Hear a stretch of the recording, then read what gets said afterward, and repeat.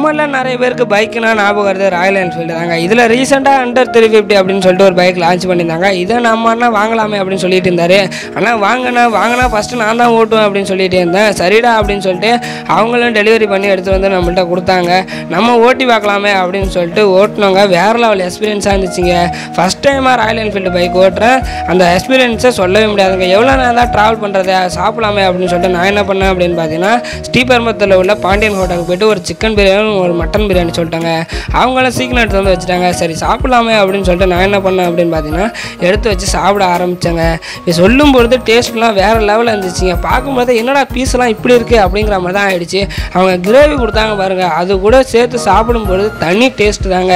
சரி இதெல்லாம் சாப்பிட்ருக்கும் போது அவங்கள்ட்ட சொல்ல ஒன்று மாதிரிட்டேன். நம்ம சேனலை சப்ஸ்கிரைப் பண்ணி பெல் ஐகானை கிளிக் பண்ணிடுங்க. அது மட்டும் இல்லைங்க, நம்ம இன்ஸ்டாகிராம் ஐடி கமெண்ட்டில் பின் பண்ணி வச்சுருக்கேன், அதையும் தொட்டு ஜாயின் பண்ணி விட்ருங்க.